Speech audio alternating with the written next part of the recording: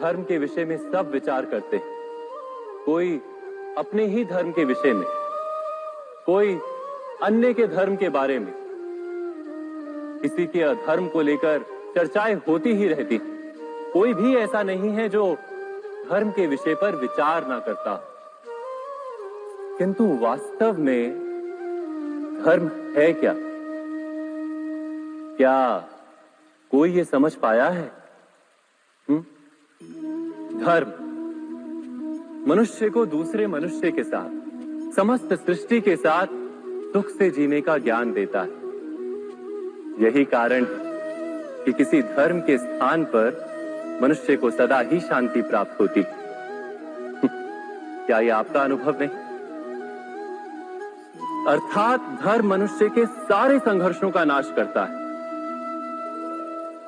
पर यह किस प्रकार संभव है कि किसी मनुष्य को किसी अन्य के साथ कोई संघर्ष ना हो? विचार करें, जहां प्रेम होता है क्या वहां संघर्ष भी होता है?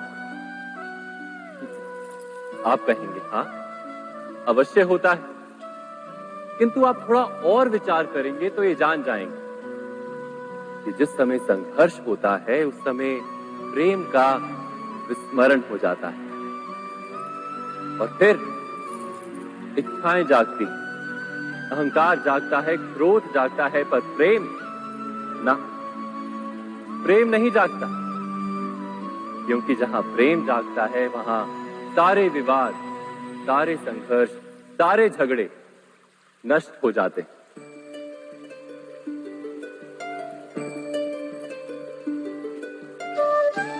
यदि ऐसा ही प्रेम सारे विश्व के लिए जागे तो केवल मनुष्य नहीं, पशु पक्षी के लिए, घास के तिनके के लिए भी यदि हृदय में प्रेम हो तो क्या कोई क्रोध का कारण रह जाता है?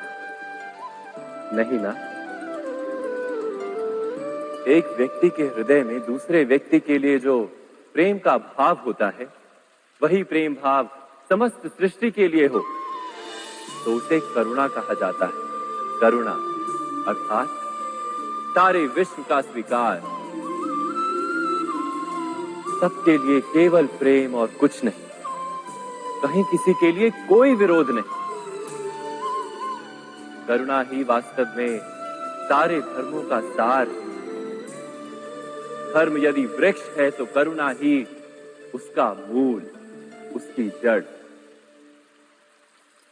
पर बार बार ऐसा समय आता है कि मनुष्य धर्म के मूल को ही भूल जाता है, कुछ नियमों को, परंपराओं को पकड़कर बैठता है और करुणा को भुला ही देता है। और ये जगत भर जाता है संघर्षों से, ईर्ष्याओं से, शोषण से, क्रोध से, बैर से, अर्थात अधर्म से।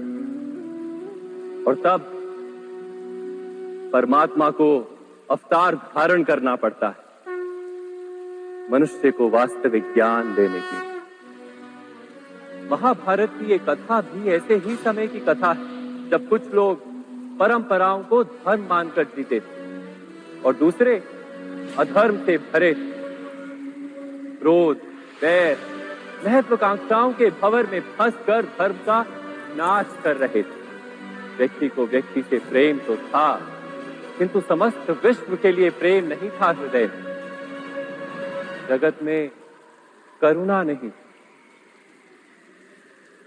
इसी कारण से मैंने अवतार धारण किया।